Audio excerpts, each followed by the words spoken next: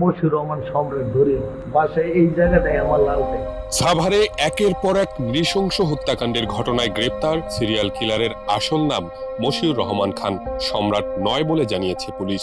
মঙ্গলবার ঢাকা জেলা পুলিশের সাভার সার্কেলের অতিরিক্ত পুলিশ সুপার মোহাম্মদ আসাদুজ্জামান বিষয়টি নিশ্চিত করেছেন। সম্রাটের আসল নাম সবুজ শেখ, তার বাবার নাম পান্না শেখ। 3 ভাই ও 4 বোনের এই পরিবারটির বড় বোন শারমিন সবুজ দ্বিতীয় সন্তান। জন্মস্থান ও পৈতৃক বাড়ি মুন্সিগঞ্জ জেলার লৌহজং থানার হলুদিয়া ইউনিয়নের মোসামান্দা গ্রামে। পরিবারের আত্মীয়দের একটি অংশ বরিশাল এলাকায় বসবাস করে। পুলিশ বলছে, নাম ও পরিচয় গোপন রেখে শারীরিক সম্পর্ক স্থাপনের ফাঁদ পেতে বিভিন্ন এলাকা থেকে ভবঘুরে নারীদের পরিত্যক্ত ও নির্জন ভবনে নিয়ে যেত ওই সিরিয়াল কিলার। সেসব নারীরা অন্য কারো সঙ্গে কিংবা অন্য কেউ তাদের সঙ্গে অনৈতিক কাজ করলে সে তাদেরকে হত্যা করত। সবশেষ ঘটনার 3-4 দিন আগে তানিয়া ওরফে সোনিয়া নামে এক ভবঘুরে তরুণীকে সে সাভার পৌর কমিউনিটি সেন্টারের পরিত্যক্ত ভবনে এনে রাখে। ওই তরুণীর সঙ্গে আরেক ভবঘুরে যুবক অনৈতিক সম্পর্ক করলে প্রথমে তাকে কমিউনিটি সেন্টারের দোতলায় নিয়ে হত্যা করে সবুজ।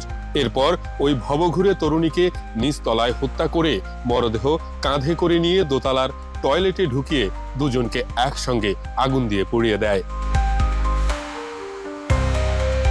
সাভার থানার সামনে থেকে রোববার বিকেলে সবুজকে আটক করে পুলিশ।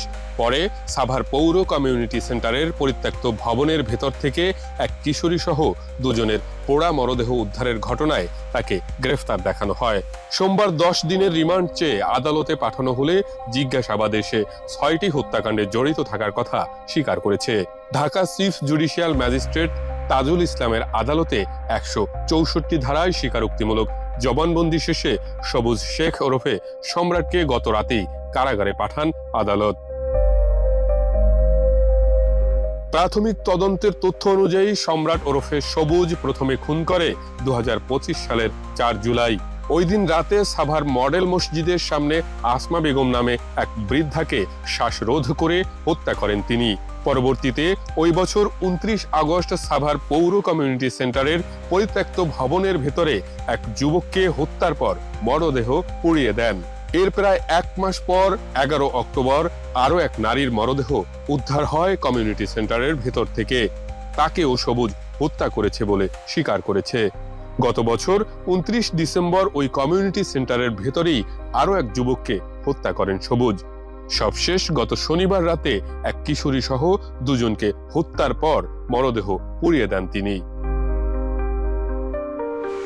রুদ্র রুহান, বাংলা নিউজ 24।